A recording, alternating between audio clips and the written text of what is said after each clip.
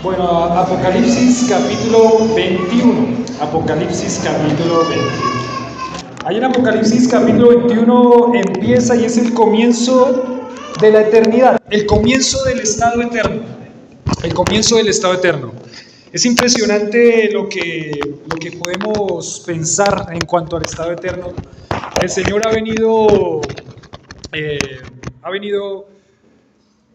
eliminando, juzgando a sus enemigos. Empezó en el capítulo 17 y 18 juzgando a la gran ramera infiel al Cordero, que era todo ese sistema idolátrico satánico que Satanás obró desde el principio de la historia para que el corazón del ser humano se fuera en contra de Dios. Lo eliminó, lo avergonzó a todo ese sistema idólatra.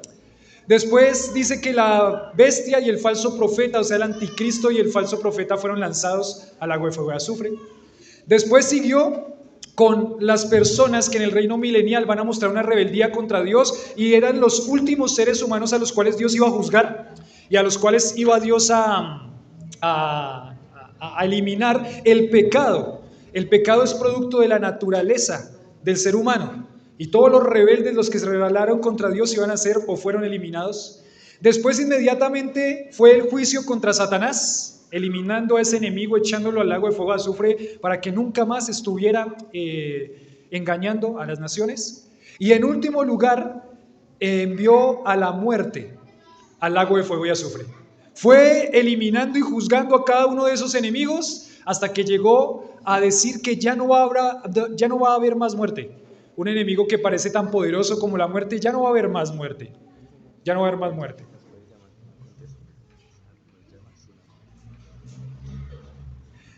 Entonces dice que ya no va a haber más muerte, ya no va a haber más muerte, y era lo que cantábamos ahorita en esta canción, ¿no? Ya no hay llanto, ya no hay dolor, y eso es lo que vamos a ver en este momento, el comienzo del estado eterno, y este capítulo se va a caracterizar por las cosas que sí va a haber y por las cosas que no va a haber en la eternidad. Es como la introducción, porque realmente la descripción a profundidad está desde el capítulo 21, está desde el capítulo 21.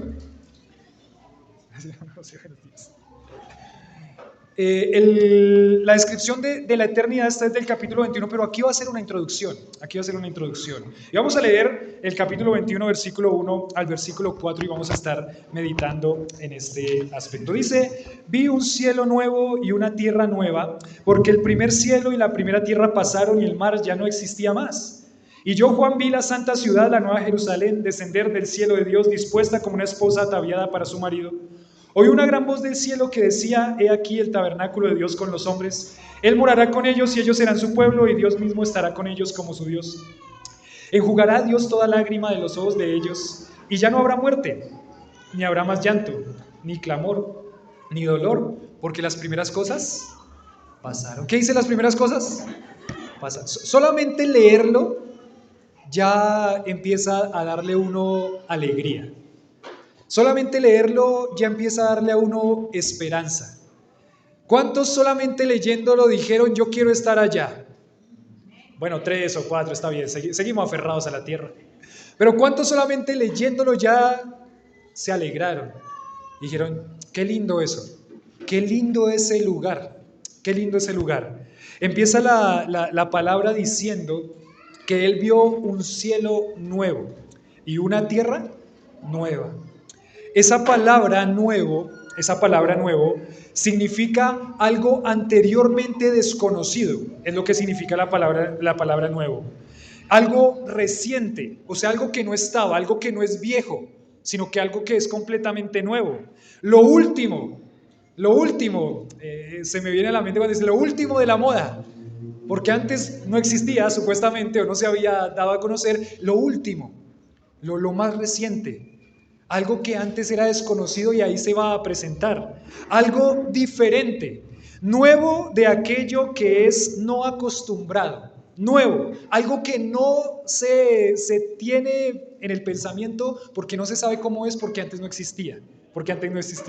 Dice nuevo en forma, nuevo en cualidad, es decir, diferente en naturaleza, en contraste con lo viejo. Diferente en naturaleza. Es una naturaleza completamente diferente. Todo lo que existe ahora Todo lo que existe ahora, dice, ya no va a existir más. Dios va a hacer algo nuevo. Dios va a hacer algo nuevo. Bueno, esta tierra, veíamos hace 8 días, esta tierra es linda. Esta tierra tiene muchas cosas maravillosas. El viernes en la reunión casera decía Gilmara, decía, uy, me llama la atención cuando habla sobre el mar, porque los que han tenido la oportunidad de ir al mar, el mar es algo muy lindo. El mar es algo muy bonito, muy hermoso. Bueno, hay muchos paisajes, hay muchos paisajes. Uno ve acá las montañas, les decía yo, de nuestra ventana se ven las montañas de Cazuca y se ve muy lindo. En la noche parece un pesebre. Es muy lindo todo lo que se ve, nosotros podemos ver desde la ventana todo lo que es las montañas, Bogotá, el Colpatria, los edificios, el atardecer, el amanecer. Y solamente acá, ¿no? Y dice, uy, Soacha, sí, Soacha es lindo. Amamos Soacha, ¿no? ¿No se ha tomado la fotico con Yo amo Soacha del Terreros? Vaya y tómesela. Amamos Soacha, es nuestro lugar, es el lugar donde Dios nos permite estar y es un lindo lugar, es un hermoso lugar. Pero va a ser diferente, completamente nuevo. Esta creación es una creación muy linda porque todo lo que hizo Dios fue ¿qué? Bueno, en gran manera. Todo lo que Dios hizo fue bueno en gran manera. Pero esto va a ser completamente nuevo y completamente diferente y es lo que vamos a intentar mirar cómo es este nuevo cielo y nueva tierra del Cordero. Entonces, significa nuevo en calidad. Encontré a alguien que puso una frase, un mundo fresco, un mundo fresco, un mundo nuevo, un mundo fresco. ¿Y por qué? Dice aquí el versículo 1, un cielo nuevo y una tierra nueva. ¿Por qué? ¿Por qué? ¿Por qué? La explicación de que hay algo nuevo es porque el primer cielo y la primera tierra pasaron. Y el mar ya no existía más. Encontré a alguien que estaba predicando acerca de este pasaje y dijo, nuestra tierra depende en muchas formas ¿de qué? Del agua, ¿cierto? Nuestra tierra depende del agua para sobrevivir, para existir. Dependemos del agua, del rocío, de la lluvia, del mar, de los ríos, para poder sobrevivir. Nuestro cuerpo es ¿cuánto por ciento agua? Mucho por ciento agua. En esta nueva creación no va a dependerse del agua. ¿Va a dependerse de quién? Del Señor. Toda esta tierra y toda esta creación depende del Señor, pero el Señor lo permitió así, así lo creó, que dependiera en muchas formas del agua. En esta creación nueva no va a dependerse del agua, decía este comentarista. Pero esa palabra pasaron, la primera tierra, lo que Dios hizo en principio, en primer lugar, que es esta tierra que nosotros conocemos, estos cielos que nosotros conocemos, ¿qué pasó con eso? Pasó. Dice, la palabra es desapareció. ¿Recuerdan que vimos hace 8 días cómo desapareció la tierra?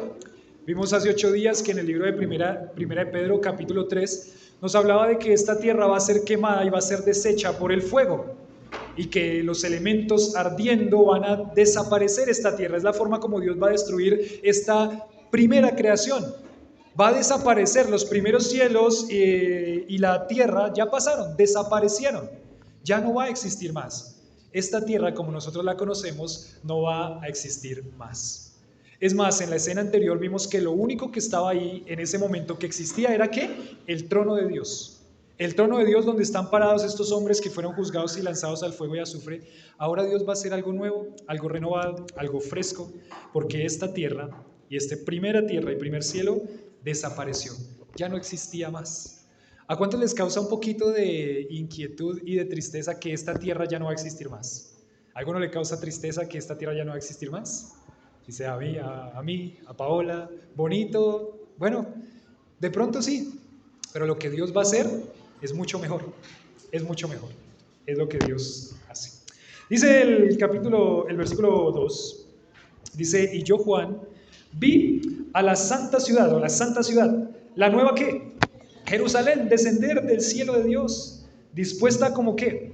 Como una esposa ataviada para su marido, dispuesta como una esposa ataviada como su marido. Dios trae esta nueva ciudad. Dios trae esta nueva ciudad que se llama la Nueva Jerusalén. Y dice que esta ciudad, Nueva Jerusalén, desciende dispuesta, preparada es la palabra, preparada, como una esposa ataviada. ¿Saben qué significa esa palabra ataviada? La palabra ataviada significa embellecer, hacer atractivo, decorar o adornar. Entonces el cuadro que está presentando aquí es como cuando una esposa se presenta ante ¿quién? Ante su esposo para casarse. Bueno, algunos ya tuvieron aquí el privilegio de casarse, ¿no? Y ese día, quizás pensando yo en esto, decía, ese es el día de los días más lindos de la vida de una persona. Y viene la esposa preparada, es la palabra ataviada acá. Ella se ha embellecido, ella se ha hecho atractiva, más atractiva, porque se ha decorado y se ha adornado para su marido. Ese quizá es el momento en el que una mujer se adorna más en toda su vida. Ese es el momento en el que, por ejemplo, ahora en este momento hacen pruebas de maquillaje. 2 semanas antes pruebas de maquillaje, 1 semana antes prueba de maquillaje, para que todo salga como perfecto. Porque ella tiene que presentarse como perfecta. ¿Adornada para quién? Para su esposo. Sí, aunque muchas personas van a estar ahí, realmente ya para quién se adorna. ¿Se adorna para las personas que están alrededor y son los invitados? Pues en cierta forma un poquito. Pero ya se está adornando ¿para quién?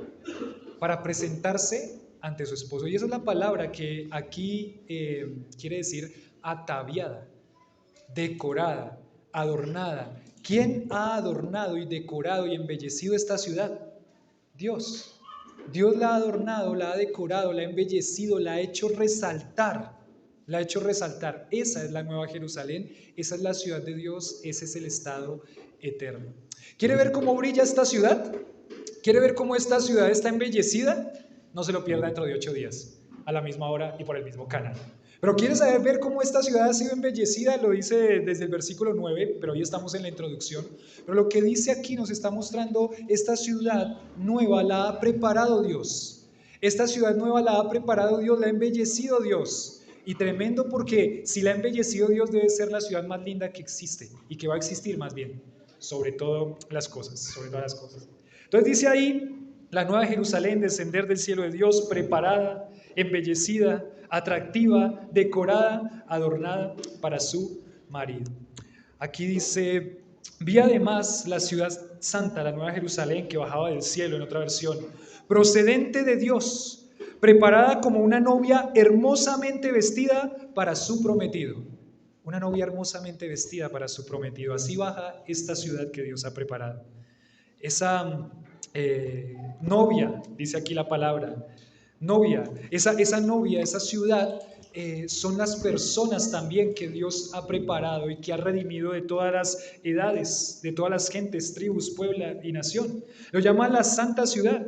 Ya no es meramente un paraíso como el Edén, como ese Edén que era tan lindo, tan atractivo, tan lindo que Dios había preparado. Ya no es solamente un jardín, sino es una ciudad santa más preciosa, más solemne y más gloriosa.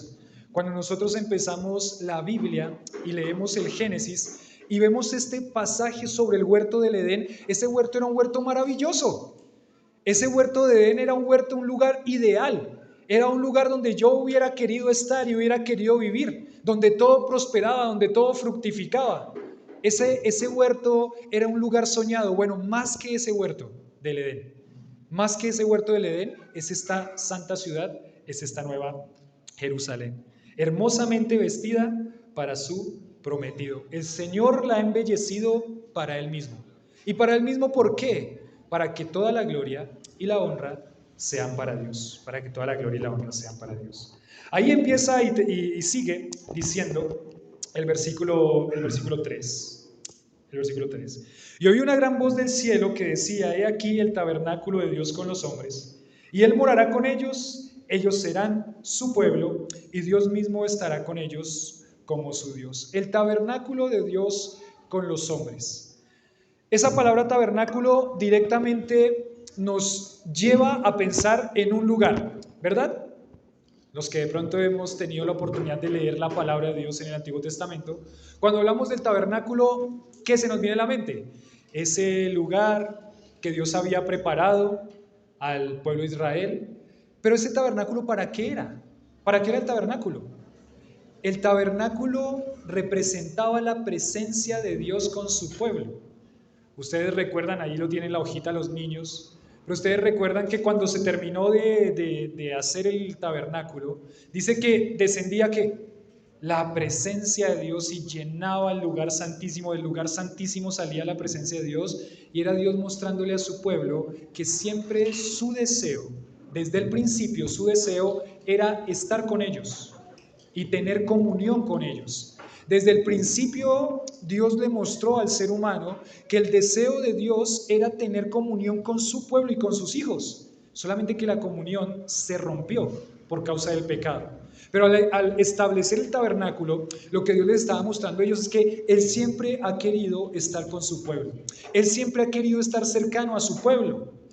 Él siempre ha querido estar y habitar entre su pueblo, habitar en tiendas, que era esa imagen del tabernáculo, que era una tienda que se levantaba y seguía en su camino y se volvía y se establecía, era Dios con ellos. El símbolo, lo que simbolizaba la presencia de Dios, era el arca del testimonio. Por eso para ellos el arca del testimonio era tan importante. ¿Por qué? Porque era Dios habitando con ellos, era Dios habitando entre su pueblo. Ellos tenían tanta esperanza en esa arca del testimonio que cuando peleaban, ¿qué decían? ¿Traigan qué? Traigan el arca, porque si el arca está, bueno, ponían sus ojos mucho en las cosas, en los objetos, pero ellos tenían siempre presente que ese lugar, el tabernáculo, significaba la presencia de Dios con nosotros. Y eso es algo muy lindo que podemos reflexionar en esta mañana, porque todos los dioses que existían en este momento en la cultura de Asia Menor, que es a quien se le está presentando en primer lugar esta carta, todos los dioses que existían en esa cultura griega, los dioses no estaban cercanos al pueblo. Los dioses falsos, bueno, esos dioses que ellos creían que eran verdaderos, siempre estaban como muy lejos de ellos. Siempre estaban como muy alejados. Ellos sabían que era un Dios, pero ese Dios no se comunicaba de ninguna forma, solamente había que hacerle rezos, oraciones, traerles cosas, traerles ofrendas, traerles limosnas, pero esos dioses siempre se ven lejanos, por más de que haya una estatua que los simbolice. Pero esos dioses siempre se ven lejanos, pero nuestro Dios no ha sido así, nunca. Desde el principio de la historia de la humanidad, el Dios verdadero dijo: yo quiero tener comunión con mi pueblo, yo quiero tener comunión con mis hijos, yo quiero que mis hijos estén como cerca, yo quiero tenerlos aquí a mi lado. Por esas razones que Dios nos dejó a nosotros también la forma de comunicarnos y tener comunión con Él. Por esas razones que Dios nos dejó, por ejemplo, su palabra para que nosotros nos acerquemos a su voz. Por eso es que Dios nos dejó la oración para que nos acerquemos a hablar con Él. Por eso es que Dios nos dejó también las canciones para que podamos expresarle nuestro agradecimiento a Dios. Porque Dios es un Dios que quiere que nosotros estemos cerca. Cerca, no lejos. Y por eso es que dice aquí este versículo: y una gran voz del cielo que decía: he aquí el tabernáculo de Dios con los hombres, la presencia de Dios. No que va a haber un tabernáculo físicamente, sino que está diciendo la presencia de Dios con los hombres desde aquí y por toda la eternidad. Todo lo que Dios quiso, lo que Dios anhelaba, tener a sus hijos con Él, por toda la eternidad. Uy, qué lindo eso. El tabernáculo de Dios con los hombres. ¿Y qué dice ahí el versículo? Y Él morará con ellos, ellos serán su pueblo. Dios mismo, ¿qué dice? Estará con ellos como su Dios. Ahí Él morará con ellos, Él habitará con ellos. Hay un verbo que se desprende de ahí. Prácticamente ese Él morará con ellos está diciendo, hay un verbo que se llama, o que le dicen, el verbo tabernaculizar. Morar entre ellos, como este tabernáculo, haciendo referencia a ese lugar en donde estaba la presencia de Dios. Él morará con ellos, ellos serán su pueblo. Dios mismo estará con ellos como ¿qué? Como su Dios. La presencia de Dios eterna con quien Él quiso siempre que estuvieran con ellos. Sus hijos, sus redimidos, sus salvados, por toda la eternidad. ¿Cómo le hace sentir eso? Dios quiere tenerlo a usted por toda la eternidad. Dios quiere disfrutar con usted por toda la eternidad. ¿Qué es lo más lindo que va a haber en el cielo? Nos ponemos espirituales. Yo estoy pensando, no sé si las calles de oro que brillan, no sé si la cantidad de piedras preciosas a las que Juan hace alusión en el capítulo siguiente. ¿Qué es lo más lindo que hay en el cielo? Pero ¿sabe una de las cosas más lindas que hay en el cielo? Que Dios va a estar con nosotros, presente, ¿para cuánto tiempo? Para siempre. Eso es una bendición. Eso debería causar alegría extrema a nuestro corazón. Bueno, Él habitará con ellos, ellos serán su pueblo, Dios mismo estará con ellos como su Dios. Estoy pensando, ¿no? En estas iglesias, en nuestro propio corazón, en nosotros como iglesia, en nosotros como creyentes individualmente. ¿Cuántas veces usted se ha sentido que está solo? ¿Cuántas veces usted ha sentido que está solo? ¿Cuántas veces usted ha sentido que está por desmayar porque se siente solo por las aflicciones y la situación que está viviendo? ¿Cuántas veces? Muchas veces, ¿sí o no? Muchas veces se ha sentido que está solo. Muchas veces se ha sentido que quizás no hay nadie que pueda animarlo, ayudarlo, auxiliarlo. ¿Cuántas veces usted ha sentido que la presencia de Dios no está? Me imagino estos hermanos de Asia Menor, su pastor en la cárcel, sus hermanos siendo llevados ante el emperador y siendo muertos. ¿Estamos cómo? Solos. Pero Dios le dice, no, no está solo. Dios siempre está. Aunque usted no lo vea, Dios siempre está. Y usted tiene que confiar y poner toda su confianza en que Dios está aquí y que está a su lado. Es más, Él les dijo a sus discípulos que si Él no se iba, no podía venir el Espíritu Santo para que estuviera en ellos y morara en ellos. ¿Sabe cuál es la palabra ahí? La misma palabra que aquí dice morar, habitar, tabernaculizar. Está su presencia en nosotros. O sea, Dios está con nosotros todos los días, a cada hora, a cada momento. Cuando yo voy en la moto, Dios va conmigo. Cuando yo voy en el carro, en el Transmilenio, cuando usted está pasando por un momento difícil, cuando usted está viviendo una situación, una crisis, cuando usted está triste, cuando usted está deprimido, ¿quién está con usted? Dios. Y Dios le garantiza no solamente que está con usted hoy, sino que va a estar con usted por toda la eternidad. Anímese con esas palabras. En ese momento es cuando el corazón debe descansar. En ese momento en el que usted está pasando por ese momento de crisis y ese momento de tristeza y ese momento de dificultad y ese momento en el que de pronto ya tiende a desesperarse porque no hay ninguna salida, entonces puede pensar que Dios quiere y está con usted y Dios quiere tenerlo y va a estar con él por toda la eternidad. No deje que los pensamientos lo aflijan. No deje que sus pensamientos lo desvíen de lo que Dios le ha prometido y lo que Dios le está diciendo en su palabra. No deje que los pensamientos lo derroten. Porque aquí el victorioso, por los siglos de los siglos, le está diciendo, he aquí, yo estoy con vosotros todos los días, hasta el fin del mundo y por toda la eternidad. Anímese con eso. Si no encuentra consuelo y descanso en eso, no lo va a encontrar en nada. No hay pastilla que sirva.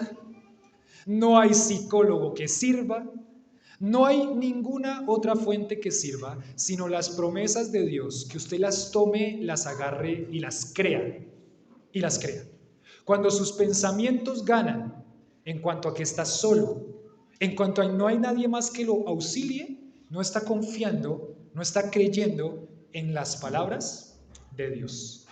Entonces, ponga su confianza en este Dios. Ponga su confianza y sus pensamientos en este Dios. ¿Sabe qué es lo mejor que puede hacer cuando esté en ese momento de crisis, de tristeza y de depresión? ¿Qué es lo mejor que puede hacer? Alabarlo, cantarle. ¿Qué es lo mejor que puede hacer? Vaya a la palabra. Lea este capítulo. Lea su palabra. Anime a otros. Dígale, miren, me acuerdo de este pasaje. Quiero animarlo con este pasaje. Quiero animar a ustedes, iglesia, con este pasaje. Pero no deje que los pensamientos lo agobien. Porque es Satanás que quiere dominar su pensamiento y producir en usted toda esta desesperanza y tristeza. El creyente no debería estar desesperanzado porque aquí está la esperanza. Dice, he aquí el tabernáculo de Dios con los hombres. Él morará con ellos, ellos serán su pueblo. Dios mismo estará con ellos como su Dios. Dios mismo estará con ellos como su Dios. hay 3 veces que se menciona la palabra entre y pone énfasis en el compañerismo que Dios quiere tener con los seres humanos que Él ha redimido. Pone énfasis en ese compañerismo que Dios quiere. Dios es su amigo, Dios es su compañero, Dios es su Dios, Dios es su Salvador. Dios es todo esto porque Dios quiere estar con usted todos los días hasta el fin del mundo y por toda la eternidad. Se pone énfasis porque Dios quiere ser su compañero. Cuando todo el mundo falla, ¿quién no falla? Dios. Cuando todos sus compañeros fallan, ¿quién no fallan? Su compañero, Dios. Ese es nuestro Dios. Él quiere habitar, Él quiere morar, Él quiere que nosotros tengamos esa comunión con Él. El desastre del pecado rompió esta relación de la comunión del hombre con su Creador. Él lo hizo a su imagen y a su semejanza para que el hombre pudiera tener comunión con Dios, para que él pudiera tener eterna comunión con Dios, pero el pecado arruinó eso. Pero cuando Cristo murió en la cruz, pagó por nuestros pecados, y cuando nosotros ponemos nuestra confianza y pusimos nuestra confianza en Él, esa comunión regresó, porque ese pecado se quitó. Yo le pregunto en este momento, ¿usted está seguro de que tiene una comunión con Dios?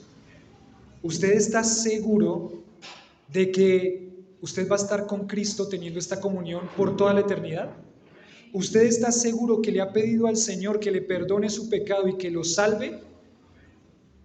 Porque si no, ese pecado es el que lo va a condenar, porque el pecado no puede tener comunión con Dios.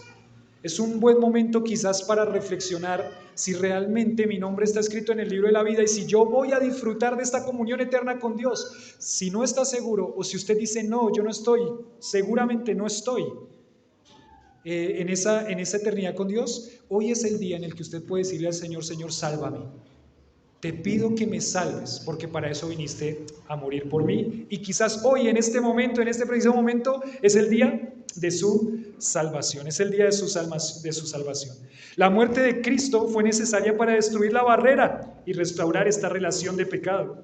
La maravillosa presencia de Cristo por el Espíritu Santo que mora en nosotros, el creyente, es la primicia de una eternidad de unión y comunión con Dios. ¿Sabe qué es lindo pensar? Y quizás ya lo mencioné ahorita, pero es lindo pensar que la vida eterna, ¿cuándo comienza la vida eterna?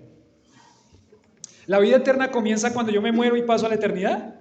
No, porque la palabra de Dios dice, porque de tal manera amó Dios al mundo que ha dado a su Hijo unigénito para que todo aquel que en Él cree no se pierda, mas tenga vida eterna. En el momento en el que usted creyó en Cristo como su Salvador, empezó su vida eterna.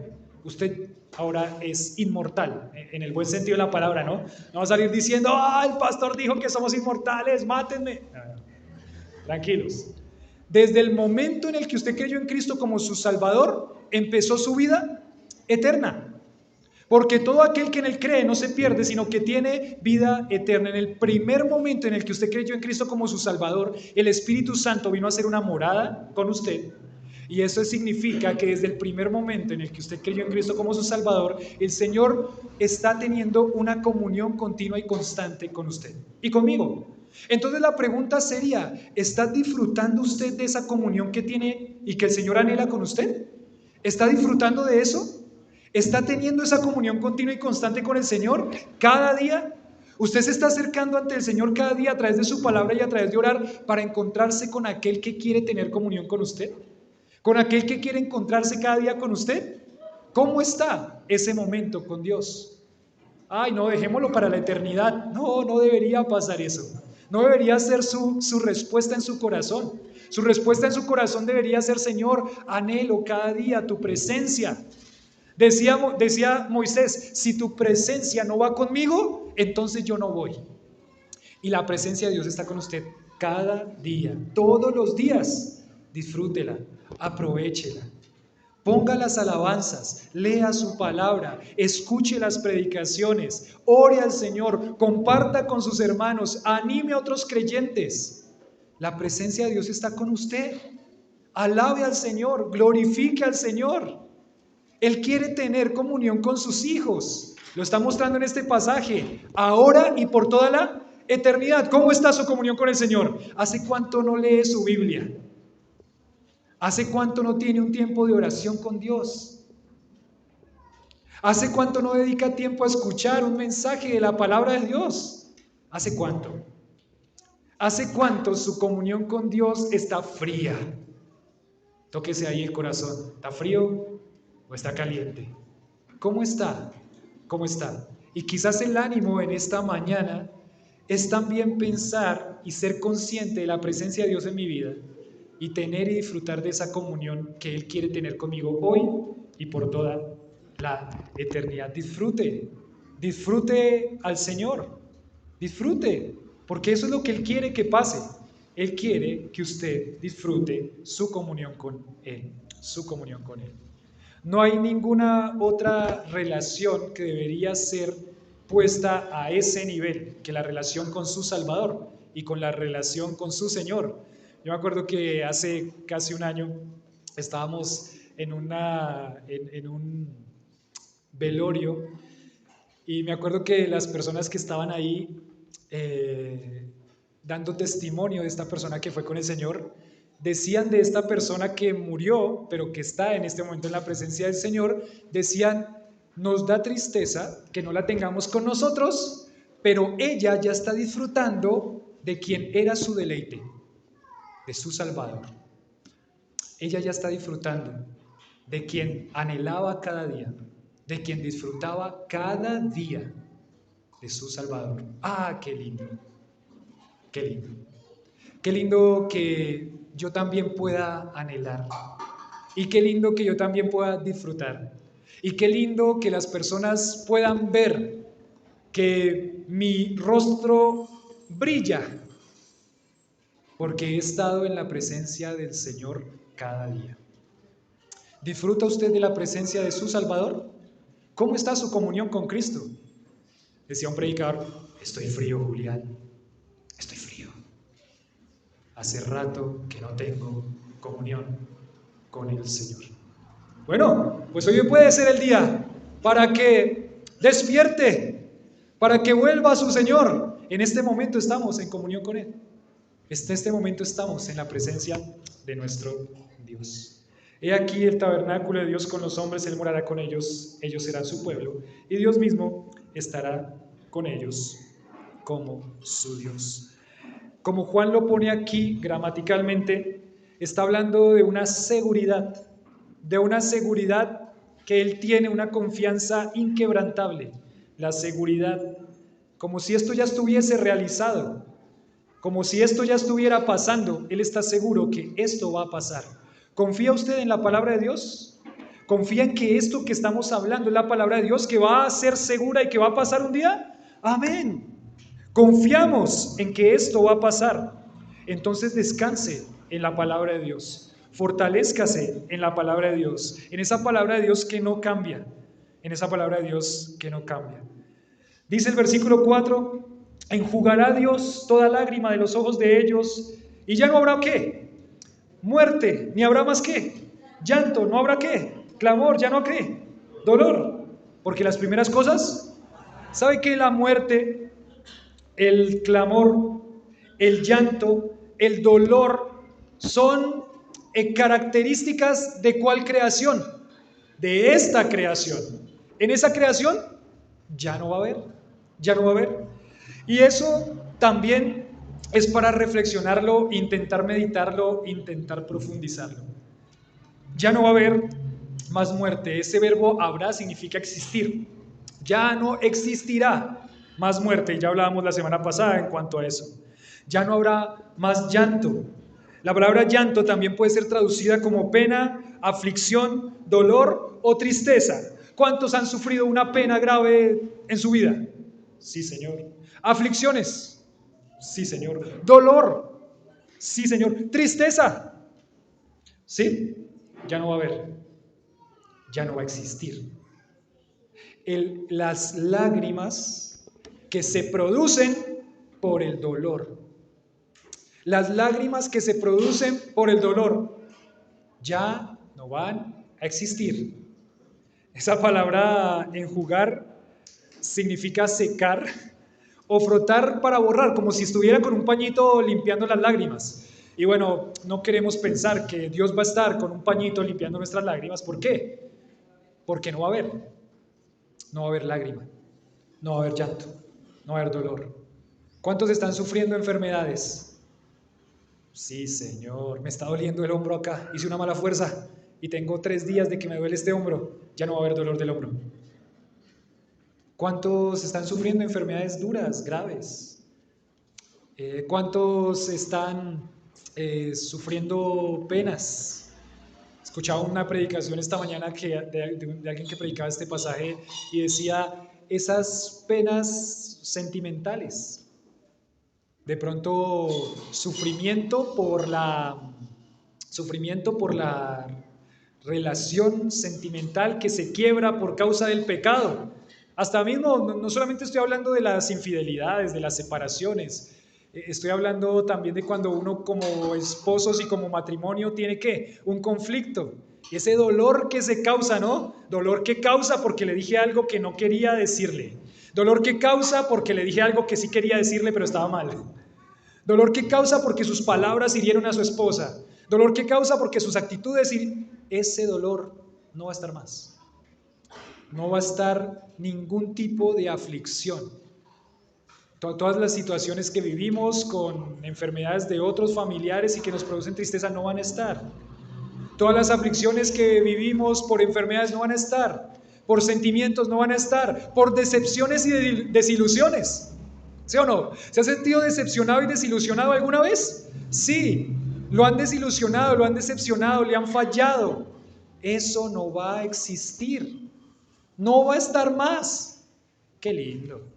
¡Qué bendición! ¡Qué alegría! ¿Cuántos anhelan el cielo ya? ¡Amén! De verdad que esto debería producir en nosotros un gozo desbordante. Yo todavía veo caras tristes. No se ponga triste. Piense en lo que estamos hablando acá. Ya no le van a fallar más personas para que usted se duela. Ya no va a haber más fallas de personas. Ya no va a existir muerte, llanto, pena, aflicción, dolor, tristeza. Ya no va a haber clamor. Ya no va a haber clamar para pedir por algo, para que se solucione porque me está haciendo doler. Ya no existe más, ya no existe más. Ya no habrá más dolor, agonía atormentadora, lo que significa esa palabra dolor es agonía atormentadora. Y eso nos recuerda el lugar de tormento. El contraste que acabábamos de hablar del lugar de tormento donde va a estar Satanás y todos los que no van a creer en Cristo como su Salvador.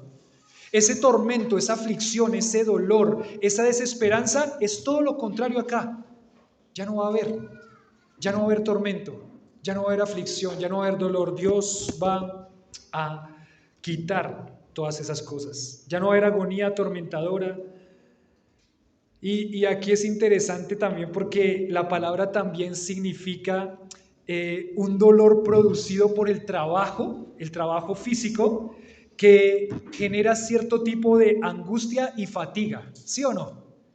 Cuando usted llega después de un día de trabajo, ¿cómo llega? De pronto llega tranquilo y llega contento porque es su trabajo, y ama su trabajo y le gusta su trabajo, pero ¿cómo llega físicamente? Llega destrozado, destruido llega. Ya no quiero nada más. ¿Sí o no, Jonathan? Ya no me digan nada más. No me diga nada. No me venga con otro problema porque estoy físicamente agotado. De pronto no está amargado, digámoslo así. Le gusta su trabajo. O de pronto no. Y de pronto sí está amargado. Y de pronto sí está, ay, que ya no más. Pero usted está cansado. Y ese cansancio le produce muchas cosas. A algunos el cansancio les produce tristeza. A algunos el cansancio les produce depresión. Ese cansancio físico por estar agotado físicamente ya no va a existir. Qué lindo, ¿no? A veces llega el viernes y uno ya, llegó el viernes. Llega el viernes y el cuerpo lo sabe, dicen unos estados por ahí de WhatsApp. No para irse a rumbear ni nada de eso, obviamente somos creyentes, pero llega el viernes y el cuerpo lo sabe. ¿Por qué? Porque está como destruido, cansado. Y decía ayer un estado de WhatsApp que miraba de alguien, yo los miro, Recuerden que yo miro los estados de WhatsApp, porque quiero ver cómo está su corazón. De la abundancia del corazón habla tu estado de WhatsApp. Entonces, decía alguien en el estado de WhatsApp, una cara feliz de cuando estás agotado y sabes que es viernes, como ya se va a acabar, y la otra cara triste cuando dice llega el viernes y sabes que tienes que trabajar el sábado. Está agotado, está cansado, está destrozado, dice Jonathan, destruido. Como cuando llega la noche para mis hijos, a las 7:30 de la noche, yo llego 9 de la noche y abro la puerta porque me gusta verlos dormidos. Pues, ¿saben por qué me gusta verlos dormidos? Porque están destruidos, cansados, agotados, están dormidos, tratando de reponer sus fuerzas, y eso es lo que quiere decir esta palabra. Ese cansancio que se produce por el trabajo y todo lo que eso genera ya no va a existir. Y eso es un descanso. No que no va a haber trabajo, ¿no? Pilas, ya lo vamos a ver en el otro capítulo. Dice Jonathan, ¿cómo así? No, tranquilo, tranquilo, Jonathan. No que no va a haber trabajo, porque recuerden que somos reyes y sacerdotes, y el sacerdocio implica servicio al Señor. Pero ese servicio al Señor va a ser ¿cómo? Sin pecado, sin cansancio. Oh, qué lindo, yo quiero eso ya. Yo quiero eso. Ya no va a haber más llanto, ya no hay clamor, ya no habrá más dolor, porque las primeras cosas dejaron de existir. Estas cosas eran características de la primera creación. La segunda creación ya no tiene esas características. Ya no tiene esas características. Y yo voy a estar ahí. ¿Usted va a estar ahí? Bueno, 3 o 4, muy bien, vamos. De pronto la otra semana ya sea más. Pero si usted no está seguro, otra vez le vuelvo y le digo, ponga su confianza en Cristo como su Salvador. Necesita pedirle al Señor que lo salve. Arrepiéntase de su pecado y confíe en el sacrificio que Cristo hizo por usted. Versículo 5, sigue la siguiente sección. Y dice el versículo 5, y el que estaba sentado en el trono, en ese trono que vimos en el versículo 11 del capítulo 20, y el que estaba sentado en el trono, que es Cristo, dice, he aquí, yo hago nuevas todas las cosas. Y me dijo, escribe, porque estas palabras son ¿qué? Fieles y verdaderas. ¿Recuerdan el capítulo 19, versículo 11? Si quieren ahí voltear la página o bajar un poquito ahí el touch. 19:11 dice, entonces vi el cielo abierto, he aquí un caballo blanco, y el que lo montaba se llamaba ¿cómo? Fiel y verdadero, confiable, digno de confianza, uno que no miente, uno que no miente. Y aquí dice en el versículo 5 del capítulo 21, yo hago nuevo todas las cosas, escribe, porque estas palabras son ¿qué? Fieles. ¿Y son qué? Verdaderas. Fieles y verdaderas. Hay tanto engaño que tenemos a nuestro alrededor, tanto engaño de Satanás, el que engaña a las naciones, pero aquí nos está diciendo que estas palabras son ¿cómo? Fieles, confiables. O sea, estas son palabras en las que usted realmente puede creer, confiar y agarrarse de ellas con todo su corazón, con todo su corazón. Es algo muy firme de lo que usted puede agarrarse. ¿Ha tenido que agarrarse alguna vez de una cosa bien firme? Que usted está seguro que está muy firme y que se puede agarrar de ella. Es más, por ejemplo, usted confía en esa silla en la que está sentado. ¿Sí o no? Confía en esa silla. Confía, o si no, no se hubiera sentado. ¿Sí o no? Si no confiara en esa silla, no estuviera sentado ahí. Porque si desconfiara de la silla, ¿qué hubiera hecho? No se sienta, la hubiera mirado por todo lado, pero usted confía en esa silla que está puesta ahí, porque dice, esta me puede ¿qué? Sostener, de esta me puedo agarrar y sentarme. Usted confía en su silla, confía en su silla. Yo confío en mis piernas, ¿sí o no? Cuando usted se levanta y pone los pies, confía en sus piernas para que camine. Cuando uno llega a una edad mayor ya no confía en sus piernas, ¿sí o no?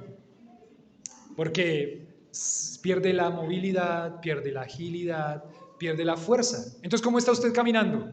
¿Con confianza o sin confianza? Usted está sin confianza, va agarrado, o tiene que tener el bastoncito. La hermana Carmen, mi hermano José, tranquilos, eso es de esta creación, la nueva creación no tiene bastones, no hay bastones. estas palabras son fieles, de donde usted se puede agarrar, de donde usted se puede sostener con confianza, pero créalas, créalas. No son solamente palabras bonitas, son palabras confiables y son palabras verdaderas. Hay muchas personas que podrían llegar a decirle que esas palabras de la Biblia son puro cuento. No como a cuento, como a carne, dice la propaganda. Carne de cerdo. No como a cuento, ¿como a qué? Como a carne. Hablábamos ayer con Jimena en la reunión casera de que ella va a tener que defender, le están poniendo a leer un libro de Stephen Hawking, un hombre físico bien ateo, y ella va a tener que defender su posición en un debate ahí enfrente de un montón de personas que piensan que estas palabras no son verdad, sino que son ¿qué? Mentira. Y yo le decía a Jimena, y tú tienes que pararte con pecho de paloma, decíamos ayer, parar el pecho inflado, parar el mentón y pararte firme y defender porque tú crees que estas palabras son las fieles y verdaderas. Y que este Dios en quien tú crees es el Dios que fiel y verdadero. Que estas palabras no son mentira porque estas palabras son las palabras que han transformado mi vida y que cada día transforman mi corazón y yo las creo y las defiendo y me pongo firme y no me escondo, no me escondo, no me escondo porque estas palabras son fieles y verdaderas. Son las palabras que transforman y cambian la vida de una persona. Son las palabras que transformarán mi vida. Estas palabras son fieles y verdaderas. Defiéndalas, créalas, vívalas, ámelas, cuídelas. Léalas, estúdielas, son las palabras de Dios. Como para que no quede ningún lugar a dudas, esto no es un cuento chino, esto no es un cuento de ciencia ficción, esto no es una historia, una fábula que me deja una moraleja linda, esto es la verdad de la palabra de Dios. ¿A qué anima eso su corazón? A creerlas, a confiarlas y a vivir por ellas, porque ¿sabe lo que dice acá? Dice en el versículo 6, y me dijo, hecho está, yo soy el alfa y la omega, el principio y el fin. Al que tuviere sed, yo le daré gratuitamente de la fuente del agua de la vida. Pero dice el versículo 7, el que venciere, bueno, sigue la misma idea, él le dará todas las cosas y yo seré su Dios y él será mi hijo. Pero, y ahí hay un contraste grande, pero, hay un contraste grandísimo. Esto es un contraste gigante, es una cláusula de contraste. Esto es un contraste gigante. Pero los cobardes, incrédulos, abominables, homicidas, fornicarios, hechiceros, idólatras y todos los mentirosos tendrán su parte en el lago que arde con fuego y azufre. ¿Qué es la muerte? ¿Ve el contraste tan tremendo? El contraste está quien va a vivir por estas verdades. Está quien con su confianza en Cristo como su Salvador va a vivir estas verdades. Está quien ha decidido poner su confianza en Cristo y va a morir por estas verdades hasta el punto de la muerte, hasta el punto de la muerte. Les decía, nosotros aquí no vivimos esa situación, pero los creyentes que están escuchando esto en Asia Menor en el primer siglo, ellos estaban yendo a la muerte y les está diciendo tranquilos, porque los que han vencido a través de la sangre del Cordero, ellos van a ir a una eternidad, pero hay quienes no van a ir a la eternidad, hay quienes no van a vivir esa presencia de Dios. Y aquí los dice y los aclara muy bien específicamente. Pero dice aquí el versículo 6, me dijo, hecho está. Hecho está. Hecho está al que tuviere sed. No puedo dejar de pensar en esta porción, en un versículo y en varios pasajes realmente de la Biblia, pero cuando dice, yo soy el alfa, la omega, el principio y el fin, al que tuviere sed yo le daré gratuitamente la fuente del agua de la vida, de vida. ¿A quién le recuerda ese pasaje? A la mujer samaritana. Miren lo que dice Juan capítulo 4, versículo 14. Juan capítulo 4, versículo 14, si quieren ir allá, si no quieren, está bien. Yo se los voy a leer acá. Juan 4:14 dice, pero el que beba del agua que yo le daré, no tendrá sed jamás, sino que el agua que yo le daré se convertirá en él, en una fuente de agua que brota para vida eterna. El que cree en Cristo como su Salvador es aquel que ha tomado de la fuente de agua de vida. Es aquel que ha tomado de la fuente de agua de vida. Hecho está, hecho está. Al que tuviere sed, yo le daré gratuitamente el agua de vida. Y esto es una invitación a que cualquier persona que quiera beber de esta agua, que quiera confiar en Cristo como su Salvador, la invitación está abierta para que venga y qué, y beba y tome. Eso es una decisión que una persona tiene que tomar. Eso es la voluntad humana, la cual Dios también ha permitido y le ha dicho, el que quiera, crea. El que tenga sed, pero ¿sabe cuál es el requisito? Tiene que tener sed. Si no tiene sed, pues no necesita satisfacer la sed, ¿sí o no? Si yo en este momento no tengo sed, pues no necesito agua. Pero cuando yo entiendo mi necesidad espiritual, cuando yo entiendo que necesito la salvación de Dios, cuando yo entiendo que estoy seco por dentro espiritualmente, necesito tomar de la fuente de agua de vida y que de mi interior salgan como ríos de agua viva. Crea en Cristo como su Salvador. Eso es tomar de la fuente del agua de vida, creer en Cristo como su Salvador. Es el nuevo nacimiento y de su interior que van a brotar ríos de agua viva. Usted va a sentir frescura, usted se va a sentir hidratado, usted se va a sentir que realmente está saciado espiritualmente porque Cristo está en usted. Esto es una invitación que hizo Cristo en este momento a través de Juan a todos los hermanos que estaban ahí. El que quiera tomar de Cristo, tome. Crea en Cristo como su Salvador. Sacie su necesidad espiritual. Tome. Crea. Es una invitación para todos. Esto no es solamente para algunos. Esto es para todos. Porque Dios murió por todos. Y Dios quiere que todos crean y procedan al arrepentimiento. Dios no quiere que ninguno perezca, sino que todos procedan al arrepentimiento. No es que Dios no quiere que algunos sean salvos, Dios quiere que todos sean salvos. Y por eso es que la invitación de Dios a través de su palabra, el que tenga sed, venga y beba y tome del agua de vida. El que tuviera sed, la necesidad espiritual que solamente Dios puede satisfacer a través de Cristo. Gratuitamente, gratis, libre, sin cargo, sin precio. La salvación no se vende. La salvación es gratis para el que ¿qué? Para el que crea. Porque el que no cree ya ha sido condenado.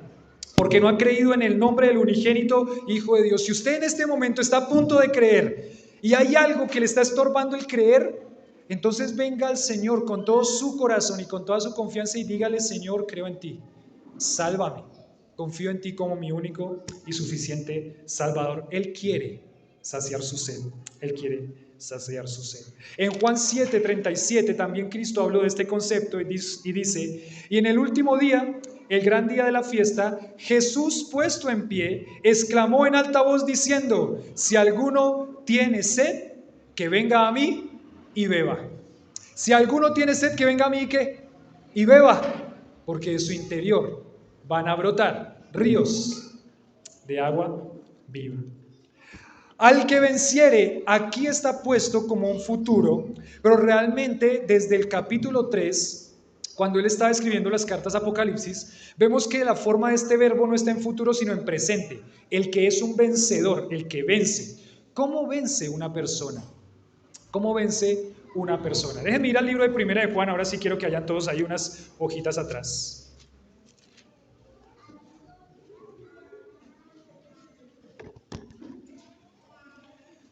El libro de Primera de Juan.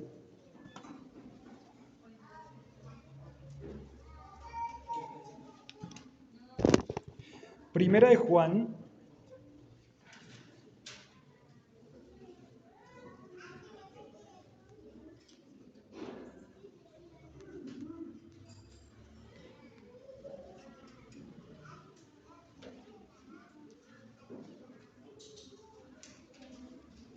cinco.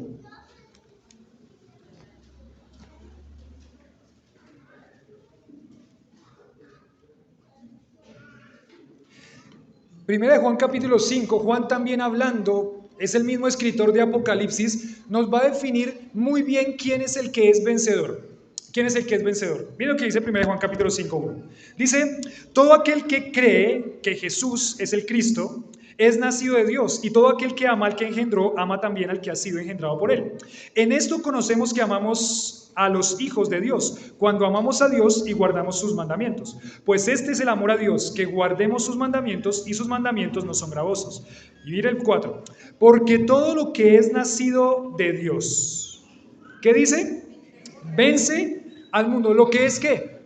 Nacido de Dios vence al mundo. Y esta es la victoria que ha vencido al mundo. ¿Cuál es la victoria? Nuestra fe. ¿Quién es el que vence al mundo sino el que cree que Jesús es el Hijo de Dios? ¿Quién es entonces el que es un vencedor? ¿Quién entonces es el que es un vencedor? El que ha creído en Cristo como su Salvador. El que ha creído en Cristo como su Salvador. El que ha creído en Cristo como su Salvador, dice acá, en el Apocalipsis, capítulo 21. Dice, versículo 7, el que venciere o el que es un vencedor, el que es un vencedor, el que ha creído en Cristo como su Salvador, ¿qué va a pasar con ese? Heredará todas las cosas. Y yo seré su Dios y él será mi hijo. ¿Usted ya creyó en Cristo como su Salvador?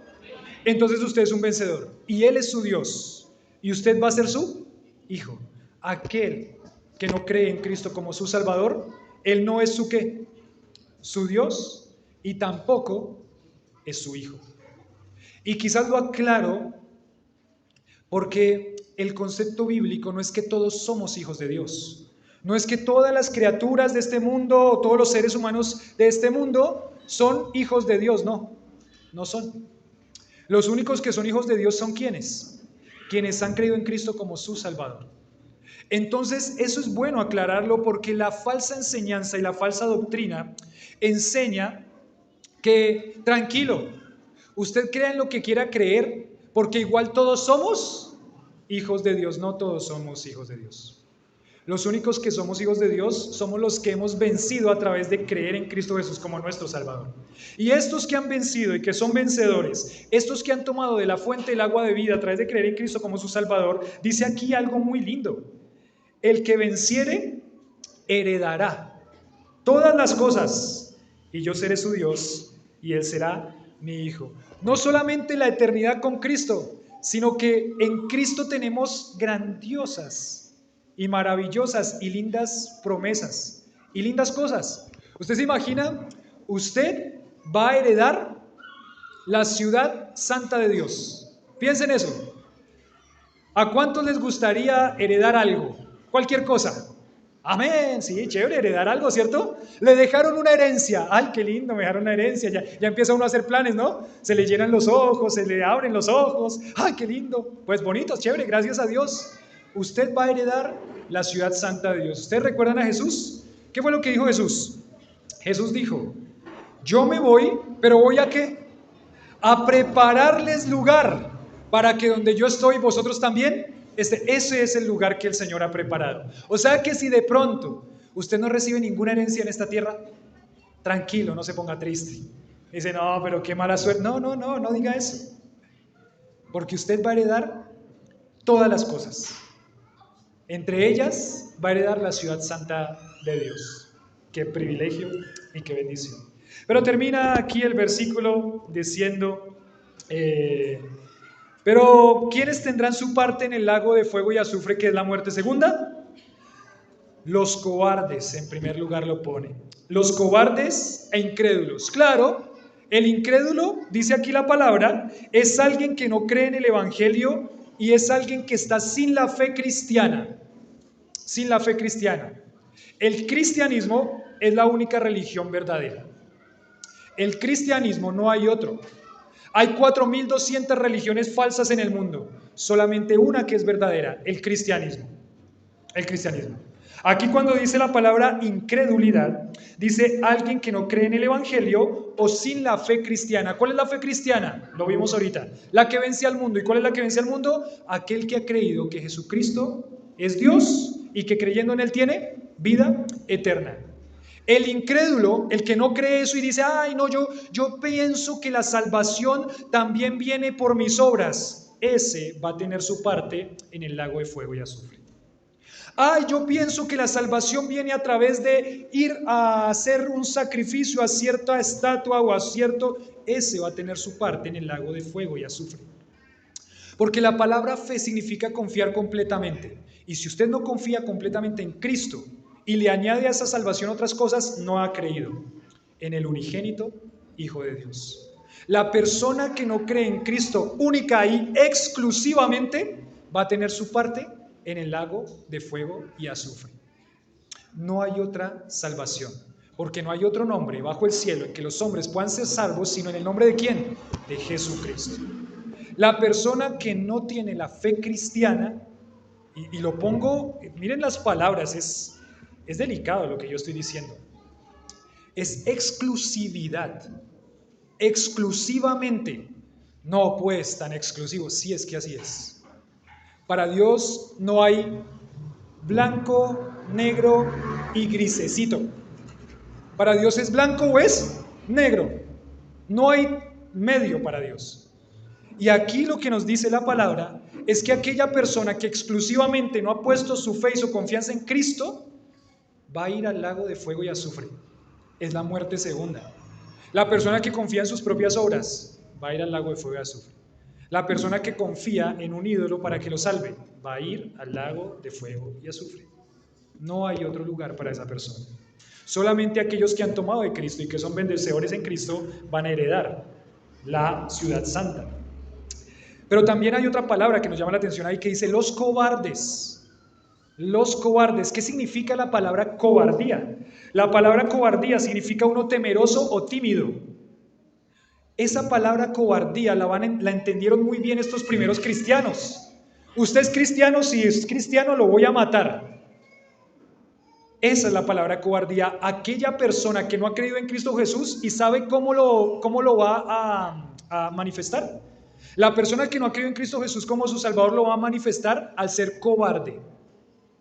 Cuando viene la aflicción o la prueba, luego tropieza y se aparta. Esa es la palabra cobardía. ¿Y saben cómo sabemos que el cobarde no va a entrar en la ciudad celestial y que no va a heredar todas las cosas? Porque Pablo le dice a Timoteo, porque Dios no nos ha dado espíritu de cobardía, sino de poder, de amor y de dominio. O sea, lo que Dios produce no son cobardes. Lo que Dios produce son valientes, que están dispuestos a morir por Cristo. Esa es la obra del Espíritu Santo en su corazón. Es decir, que si una persona viniera aquí encapuchada y dijeran, salgan todos los que no son cristianos y quédense aquí solamente los que dicen ser cristianos, ahí se probaría. Ahí se probaría si usted realmente es creyente o no. Dios no produce timidez, Dios produce valentía. Y el que es creyente se va a parar firme y va a decir, yo soy cristiano, así me lleve la muerte. Así me lleve la muerte. El que no doblega su corazón para quedar bien. Dios no produce un espíritu de cobardía, no tenemos un espíritu de cobardía, sino de poder, de amor y de dominio propio. Aquella persona que dice, uy, no, hasta ahí estoy bien, pero ya eso es mucho. Muchas gracias, muy lindo el mensaje, muy lindo todo, pero yo no sigo, no estoy dispuesto a eso, no ha creído en Cristo como su Salvador. No ha creído en Cristo como su Salvador. Los cobardes, y tremendo que le diga eso a esa carta específicamente, porque los está animando ¿a qué? Los está animando a morir por Cristo. Les está diciendo, ¿sabe que cuando llegue el Imperio Romano y le diga, usted es cristiano, ¿usted qué tiene que decir? Yo soy cristiano y no lo voy a negar. Otra vez me acuerdo de la película de Perpetua. Perpetua, esa mujer mártir allá en ese Imperio Romano, y el papá no era creyente y le decía, niega a Cristo. Era una mujer de la alta sociedad, no era una mujer pobre. Era una mujer de la alta sociedad que el papá le decía, niega a Cristo porque te van a matar. El emperador romano, que era amigo del papá, o por lo menos lo conocía, le decía, lo que tiene que decirle a ella es que niegue a Cristo, o si no ella va a morir. Y ella tenía un hijito. Y Perpetua le dice, no, yo no voy a negar a mi Salvador, así me lleve a morir. La pusieron en el Coliseo y ¿qué pasó? Murió.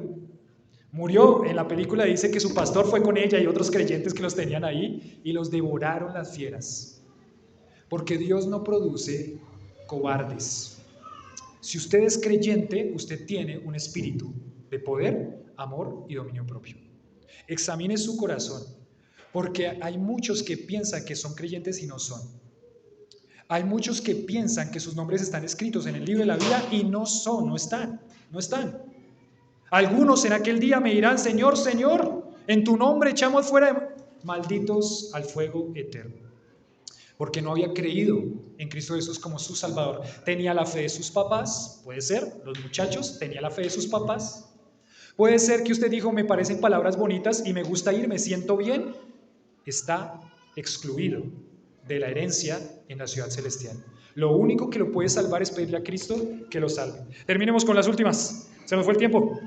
Dice: los cobardes e incrédulos, los abominables y homicidas, los fornicarios y hechiceros, los idólatras y los mentirosos tendrán su parte o su porción en el lago que arde con fuego y azufre. Aquellas personas que no han confiado en Cristo como su Salvador y lo manifiestan de esta forma: la hechicería, la mentira, el ídolo de ellos, en este caso, por ejemplo, es la fornicación, las relaciones sexuales inmorales. Son su ídolo y no lo deja, no lo quiere dejar, vive para eso. Ellos no han creído en Cristo como su Salvador. No significa que el creyente sea impecable porque fallamos, pero cada vez que fallamos hay algo que nos dice: fallaste, ve y arrepiéntete ante Dios. Esa es una muestra que usted tiene a Cristo como su Salvador. Pero los que viven esta vida de esta forma, sin importarles nada y sin importarles Dios, esas personas están mostrando que el Espíritu de Dios no está en él. Tienen su parte en el lago de fuego y azufre. ¿En qué lado está usted? ¿Usted es el que va a heredar la ciudad celestial? ¿O usted es el que va a heredar el lago de fuego y azufre? Examine su corazón, porque hoy puede ser el día de su salvación. Señor, te damos gracias por el tiempo que nos regalas, porque es un lindo tiempo con tu palabra, de animarnos, de confortarnos, de alegrarnos, de consolarnos, de no entristecernos, sino, Señor, ver con alegría todo lo que tú vas a hacer y lo que somos herederos nosotros por haber creído en Cristo como Salvador. Señor, pero también oramos por aquellas personas que no te conocen, por aquellas personas que en este momento realmente van destino al lago de fuego y azufre. Esta es la verdad tuya, esto no son mentiras, Señor, y bueno, solamente rogamos por tu misericordia para ellos, pero también, Señor, nosotros como creyentes rogamos que nosotros podamos vivir en base a esta verdad, alegres, gozosos en base a esta verdad. Gracias porque un día, Señor, tú nos permitiste creer en ti como Salvador, porque un día, Señor, nuestra sed espiritual fue saciada en Cristo, porque un día, Señor, vencimos al mundo, a Satanás, al pecado a través de Cristo Jesús, porque creímos en ti, en tu sacrificio en la cruz por nosotros. Gracias, Señor, porque no solamente es lo que disfrutamos hoy, sino lo que vamos a disfrutar desde el momento en que fuimos salvos y para toda la eternidad. A ti la gloria damos, Señor. Ayúdanos a anhelar la eternidad. Permítenos no estar tan aferrados a las cosas de esta tierra que perdamos de vista la eternidad. Permítenos vivir esta vida sobria, justa, santa y piadosamente, para preparar nuestro momento en el que estemos en esa eternidad contigo. A ti la gloria damos, en el nombre de Jesús. Amén.